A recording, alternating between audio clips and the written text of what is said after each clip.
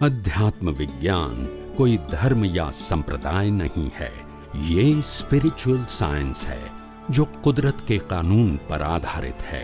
ये विज्ञान पूरे ब्रह्मांड के सभी रहस्यों को उजागर करता है और जीवन के सभी पहलुओं को समझने के लिए एक नई दृष्टि देता है। इसी को आर्ट ऑफ विजन कहते हैं, दुनिया को देखने की एक नई दृष्टि, जो अध्यात्म विज्ञानी परम पूज्य स्वामी श्री कमलेशानंद जी के निर्देशन में सनातन सत्य का अनुसंधान कर हमारे जीवन को प्रकाशित करे। जय सच्चिदानंद। हम अपनी डेली लाइफ में इसको और भी संक्षिप्त करते हैं, आसान करते हैं, क्योंकि मैं मेरे लिए व्यवस्थित उसको अनुभव कर रहा हूँ। कई चीजें आपने बोली सुनी, हाँ किया, सब कुछ करेंगे, इतना याद रहेगा और नहीं रहेगा। तो मैं चाहता हूँ ऐसा और संक्षिप्त में अपने डे टू डे जीवन में ऐसा अंगीकार करें कि हम इसको और कार्य सुझाव दीजिए। ये विज्ञान को सुबह से शाम तक प्रैक्टिकल लाइफ में कैसे इसका आसानी से उपयोग कर सके और अनुभव कर सके, इनका सरल, सहज और सुगम रास्ता बता रहा। हम सुबह उठेंगे 4, 5, 6, 7 जो भी टाइम, उठते ही हमको मालूम होना चाहिए कि ये प्रकृति उठ रही है, मैं उठता नहीं, मैं शुद्धात्मा हूं और ये प्रकृति जागी। उठने के बाद जो दिनचर्या शुरू होती है वो प्रकृति करती है और मैं शुद्धात्मा हूं। चाय नाश्ता प्रकृति करती है, मैं शुद्धात्मा हूं। मंदिर में प्रकृति जाती है, मैं शुद्धात्मा हूं। दोपहर को खाना प्रकृति खाती है, मैं शुद्धात्मा हूं। जॉब और बिजनेस में प्रकृति जाती है, मैं शुद्धात्मा हूं। ये जागृति रखनी है। यहाँ कुछ बोलने की बात या क्रिया करने की बात नहीं है। मैंने कहा spiritual science is a awareness and it is a art of vision. ये दृष्टि की बात है। यहाँ आपको क्रिया के रूप में क्या करना है वो सब्जेक्ट नहीं आएगा, दृष्टि के रूप में क्या करना है वही आएगा। समझ में आया? इसलिए क्रिया के रूप में कुछ नहीं आएगा। तो फिर शाम को घर पे आते हैं तो घर पे कौन आता है? प्रकृति और मैं शुद्धात्मा हूं। शाम को खाना कौन खाएगा? प्रकृति, मैं शुद्धात्मा हूं। रात को सो कौन जाएगा? प्रकृति, यानी मन वचन खाया कहो या नाम जारी कहो और मैं शुद्धात्मा हूं। और रात को सो कौन जाएगी? प्रकृति, मैं शुद्धात्मा। शुद्धात्मा कभी सोता नहीं और जागता भी नहीं है, वो तो जागृत ही होता है क्योंकि वो नॉन फिजिकल है। क्या है? ये सोना, जागना, क्रिया करना वो फिजिकल मैटर है, ये आत्मा की मैटर नहीं है। समझ में आया?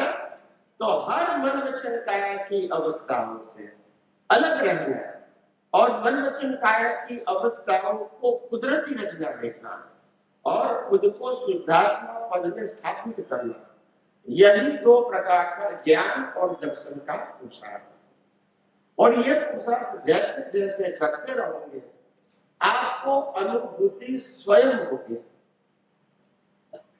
समझ में आया? स्वयं होगी। और जब अनुभूति हो जाती है तो किसी के सर्टिफिकेट की आवश्यकता, क्योंकि अनुभूति अंदर होती है जो सामने वाले को दिखाते नहीं है, उनको नहीं दिखती है। समझ में आया? तो हम भी जब शुरू में अध्यात्म विज्ञान की बात करते थे और हम ये कहते थे, आज भी कहते हैं कि ये मेरा अनुभव प्रमाण है, तो कई सारे लोग प्रश्न करते थे, स्वामी जी आप कहते ये मेरा अनुभव है, हम इसको कैसे माने? मैंने बोला बिन अनुभवी पुरुष ये प्रश्न नहीं कर सकते हैं, बोलते नहीं है। If you are uncertified, you have no right to ask me the question. आप ये पूछ सकते हैं कि आप अनुभव में क्या अनुभव करते हैं, ये पूछो तो रास्ता बता दूं। आपको अनुभव है कि नहीं उसका प्रमाण कैसे दूंगी? आपके पास है नहीं, आप कैसे मानोगे? हाँ, आपको होगा तब समझ में आएगा। आप समझे ना? इसीलिए हम अध्यात्म विज्ञान में साफ बोलते हैं, जो व्यक्ति को अनुभव हो चुका है या अनुभव कर रहे हैं, इनको किसी के सर्टिफिकेट की आवश्यकता, दुनिया माने या न माने वो हमारा सब्जेक्ट नहीं है, क्योंकि उसको आंखों से दिखेगा नहीं। आप समझे? ये अंदर की बात है, बाहर की बात बाहर दिखने वाला नहीं है। तो इसीलिए इतना सटीक साइंस निकला है कि कोई जगह कंफ्यूजन रखा ही नहीं हमने, कोई जगह कंफ्यूजन नहीं। जैसे जैसे लोगों के मन में प्रश्न आए वैसा वैसा उत्तर भी निकला, और उत्तर भी इतना शॉर्ट एंड स्वीट निकला ताकि उनको ज्यादा दिमाग लगाने की जरूरत नहीं। तब तो शास्त्र वाले इतनी गोल गोल गोल बातें करते रहेंगे, फिर कहेंगे नहीं समझ में आता है, कोई बात नहीं, आगे समझ में आ जाएगा। वहां तक तो ऊपर जाने का टाइम हो जाता है, बोलते नहीं है। स्वामी जी, आपने बताया प्रकृति मतलब मन रचने पाया, ये कुदरती है।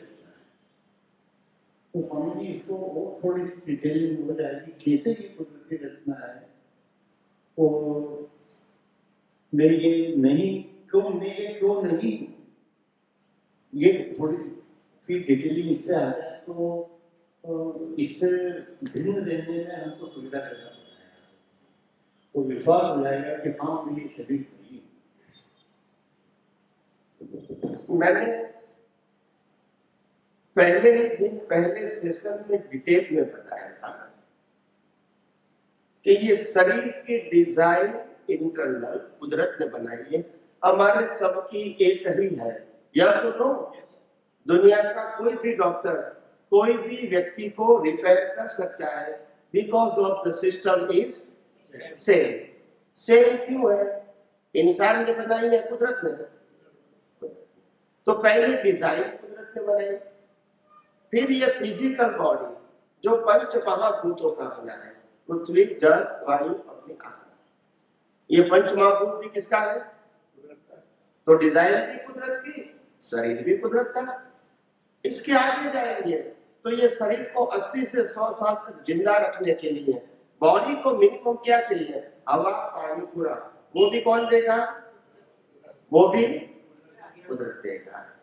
इसके आगे जाइए तो अभी हवा पानी खुराक तो हमने लिया, मगर इसको डाइजेस्ट करके ब्लड में कन्वर्ट करना और पूरी बॉडी में 24 आवर्स फैलाना, ये काम भी कौन करेगा? बोलिए। नहीं तो ये शरीर में हम कहाँ है, हमारा रोल कहाँ है, वो बताइए। ये शरीर में हम कहाँ है? ये सब तो कुदरत करती है, डिजाइन भी कुदरत की, पंच महाभूतों का, शरीर कुदरत का। आप समझे? जिंदा रखने के लिए हवा पानी खुराक कुदरत का, उसका ब्लड बना के पूरी बॉडी में फैलाने का काम कुदरत का। तो हम और हमारा क्या है? बोलिए, है कुछ? इसके आगे जब शरीर का जन्म होता है तो माँ बाप भी सिलेक्ट नहीं करने का, भाई बहन भी सिलेक्ट नहीं करने का। यह सुन लो। इसके अलावा जीवन में सुख दुख के संयोग आते हैं, वो भी हम बनाते नहीं है, हम सिलेक्ट नहीं करते। हम तो विक्टिम्स हैं, सफर करते हैं। हम क्रिएट, ये भी कुदरत करते हैं। और लास्ट में श्वास बंद भी। तो ये शरीर के ऊपर हम और हमारा रोल कहाँ है, वो बताइए। नहीं बताना तो पड़ेगा ना कि शरीर में आप कहाँ है और आपका रोल कहाँ है, वो बताइए। मैंने जो फिजिकल बॉडी की बात किया उसमें लाइफ को नहीं आता है। मैंने 3 बातें बताई थी, मन वचन काया, प्रतिष्ठित आत्मा और मूल आत्मा। तो मैंने अभी एक ही सेक्शन की बात किया है मन वचन काया की, इसमें लाइव ईगो नहीं आता है। तो मैंने पहले इसकी बात किया, जन्म से मौत तक मन वचन काया को बिगिनिंग, प्रोसेस एंड एंड, इसमें हम और हमारा कंट्रोल कहाँ है? बस बोलिए। हमारी प्रकृति जो बनी है वो 6 एलिमेंट से बनी है। वहाँ आत्मा वन ऑफ द एलिमेंट है, वो पूरा डिस्चार्ज है, उसको हम मशीन कहते हैं, ऑटो मोड में चलता है। तो वो वन ऑफ द एलिमेंट आत्मा जो उन्होंने गत जन्म में पूरा ये पैकेज बनाया वो इस जन्म में पूरा पैकेज डिस्चार्ज हो रहा है। हाँ, तो वहाँ पे वन ऑफ द एलिमेंट जो आत्मा है ना, वो जो आत्मा वो भी एक डिस्चार्ज रूप में, ईगो के रूप में काम करता है। ये हमें समझना पड़ेगा। डिस्चार्ज भी ईगो है, वहाँ डिस्चार्ज ईगो है, यहाँ लाइव ईगो है। लाइव ईगो बंधन करता है और डिस्चार्ज ईगो उस बंधन को निकालता है नेक्स्ट जन्म में। ये हमें समझना पड़ेगा। यही कंफ्यूजन है, यही पतली डिमार्केशन है। और फिर मूल आत्मा की जगह नहीं है, जिसको हम कुदरत कहते हैं, वो टोटली कुदरत है, जो ऑटो मोड में सारा चल रहा है, एक पूरा जड़ बना रहा है। जड़ में भी वो आत्मा है। वन ऑफ द 6 एलिमेंट में आत्मा is the one proper element. जबकि एक अगर वो एलिमेंट नहीं होगा तो ये पृथ्वी, चंद्र, तारा भी नहीं कर सकते हैं, वो जड़ चीज भी नहीं कर सकते हैं। और लाइव में भी ईगो को हम लोग लाइव, आपने आज सुबह ही कहा कि उसको हम लाइव प्रतिष्ठित आत्मा कह सकते हैं, और क्या पता है विश्व चेतन कह सकते हैं। ये आदमी सारा दुपर को इसको क्लियर किया, यही मेरा प्रश्न था दुपर को। तो डिस्चार्ज में भी एक ईगो जो काम करता है वो डिस्चार्ज ईगो है, और वहाँ भी वो डिस्चार्ज ईगो फाइट होता है। जब भी दो व्यक्ति फाइट कर रहा है, फॉर एग्जाम्पल जब फाइट करता है जो दो व्यक्ति, वहाँ हम लोग वहाँ पे हमारा लाइव ईगो जुड़ जाता है। अगर तो हम जुड़ जाते हैं, भाव मान लेते हैं इसको मारना चाहिए, तो मेरा भाव हो गया। लेकिन मैं वहाँ से निकल जाती हूँ, नहीं हो गया, लड़ाई हो गया, झगड़ा हो गया, जो भी हो गया, it's okay, no I am the soul, I am the pure soul, तो मैं नहीं बांधूंगी। आपने कहा कि हमारा जो सूक्ष्म लेवल में हमारा जो भाव करते हैं, अगर हम संसार लक्ष्य भाव करते हैं तो हम संसार में जाते हैं। अगर हम वहाँ से मेरा है I am the pure soul, कुदरती रचना है, ये अगर मैं समझ जाती हूँ तो मैं मुश्किल रास्ते नहीं हूँ। ये आपने कहा है और बहुत अच्छी तरह से आपने हमें समझाया है, तो आज हम ये समझ चुके हैं। तो डिस्चार्ज में वो 6 एलिमेंट्स में बनाते एलिमेंट आत्मा, जिसको हम लाइफ नहीं कहते हैं, उसको हम डेड कहते हैं। और दादा भगवान ने तो उसको मुर्दा ही कह दिया, आपने तो मशीन कह दिया, ये कह दिया, वो कह दिया, तो दादा भगवान ने तो उसको मुर्दा बता दिया। ये प्रकृति पूरी मुर्दा है, ऐसा बता दिया। वो जब मैंने पढ़ा तो मुझे बहुत आश्चर्य हुआ। नहीं, आपने ये पढ़ा कि ये प्रकृति मुर्दा है, नहीं एक मिनट, जब भी सुना तब की बात करता हूँ, आज की बात छोड़ दो। जब भी आपने सुना कि ये प्रकृति मुर्दा है, ये आपने सुना, अच्छी बात है। उस समय आपने ये भी सुना कि प्रकृति को ये तो करना पड़ेगा पुरुषार्थ के रूप में, तो तब क्वेश्चन नहीं हुआ। नहीं, तब क्वेश्चन क्यों नहीं हुआ? क्योंकि मुर्दा शब्द का मीनिंग यहाँ समझ में आया। उस समय मुर्दा शब्द था, मीनिंग नहीं समझ में आया था। अगर हुआ तो उस समय आप प्रश्न करते हैं कि मुर्दा कभी पुरुषार्थ नहीं कर सकता है, मगर ये नहीं किया और दिमाग में भी नहीं आया। But that is the fundamental difference of science and relativity. उस समय भी मुर्दा समझने के बाद प्रश्न नहीं उठा, क्योंकि साइंटिफिक रीजन उस समय नहीं था। यस कि नो?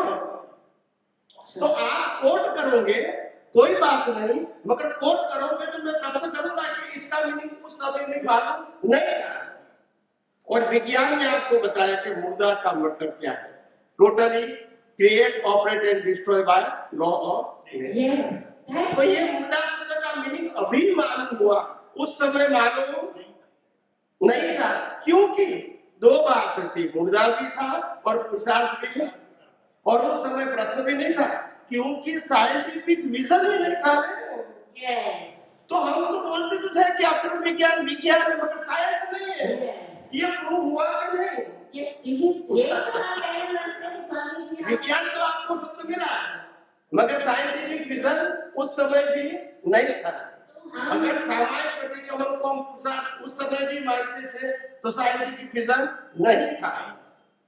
तो यही मैं कहना चाहती हूँ कि ये जो पृथ्वी की मानते है ना, जहाँ पे हम कंफ्यूज हो जा रहे हैं, तो ये हमें बहुत अच्छी तरह से समझना कि लाइट प्रतिष्ठित आत्मा, वो जो मुर्दे वाली बात जो दादा ने कही, आज भी नए तरीके से वापस जिसको आपने प्लेयर कह दिया, टोटली प्लेयर है। तो कैसे प्लेयर है, तो आप कंफ्यूजन जहाँ होती थी ना, वो थोड़ा अच्छे से आप क्लियर कर दीजिए, तो क्रिस्टल क्लियर हो गया बात। डिस्चार्ज वाला पार्ट, लाइव वाला पार्ट और मूड आत्मा बहुत अच्छी तरह से आपने बताया है। तो हम आपसे फिर वापस आपसे क्रॉस क्वेश्चन किया है। तो इसीलिए सॉरी नहीं, तो इसीलिए ये विज्ञान ने दो प्रकार के प्रतिष्ठित आत्मा को हाईलाइट किया। जो पहले हमने प्रतिष्ठित आत्मा तो सुना था, ऐसा नहीं कि शब्द नया है या तो मेरा है, दादा भगवान का ही शब्द है, मगर उस समय भी हमको चार जो डिस्चार्ज प्रतिष्ठित आत्मा मालूम नहीं था। और पुरुषार्थ वाला प्रतिष्ठित आत्मा तो है ही नहीं, ऐसा ही हम मानते थे, क्योंकि यही पढ़ा और सुना था। तो इसीलिए कहीं लोग मेरे को कहते हैं कि स्वामी जी शब्द तो बहुत आपका वाणी में है जो आप बोलते हैं। मैंने कहा बात तो सही है, मगर शब्दों और विज्ञान में बहुत अंतर है, और इसीलिए मेरे को बार बार एग्जाम्पल देना पड़ता है कि what is the difference between the teacher of science and scientist. Teacher of science भी वही शब्द बोलेंगे जो साइंटिस्ट बोलेंगे, बोलते नहीं है, मगर साइंटिस्ट जो किताब बनाई उसके आधार से वो टीचर बोलेंगे, शब्द तो वही का वही रहेगा, यस और नो। मगर शब्द को प्रेजेंट करने का जो तरीका है, उसी से आपको मालूम होगा कि ये व्यक्ति टीचर है या साइंटिस्ट है। हमने पहले भी धर्मों के माध्यम से, धर्म गुरुओं के माध्यम से, यहाँ शास्त्रों के माध्यम से ये शरीर जड़ है, विनाशी है, ऐसा हमने बहुत बार सुना है। दादा भगवान नहीं मिले थे उससे पहले की बात करता हूँ, ये कोई नई बात नहीं है, मगर दृष्टि हमारी साइंटिफिक नहीं थी। प्रश्न ये है, तो एक बात तो यहाँ सभी साइंटिस्टों को मानना पड़ेगा, बिफोर आध्यात्म विज्ञान आपके पास साइंटिफिक विजन नहीं था। समझ में आया? गोल गोल बातें नहीं, कितना भी एग्जाम्पल देखो, साइंटिफिक विजन नहीं है तो साइंस नहीं है, सिर्फ थियरी है। रिलेटिव सत्य बोलते हैं, क्या बोलते हैं? चाहे आप उसको धर्म कहो या और कोई भी नाम कहो, मगर वो रिलेटिव सत्य की ही बातें हैं।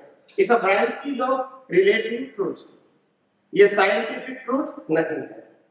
तो हर बात में ये विज्ञान ने सभी बातों को साइंटिफिकली उजागर किया, ओपन किया, तभी लोगों को मालूम हुआ कि बात तो सही है। आज हमने दुनिया के सामने चैलेंज किया कि सामायिक प्रतिक्रमण अगर पुरुषार्थ मानते हैं तो वो रिलेटिव सत्य हो सकता है, सनातन सत्य नहीं हो सकता है। तो दुनिया के सभी धर्म समापना की बात करते हैं, नहीं करते हैं? तो हमने तो चैलेंज ले लिया, मगर क्यों लिया? क्योंकि साइंस है, थियरी में चले नहीं ले सकते हैं आपको मानना ही पड़ेगा कि पुरुषार्थ है। समझ में आया?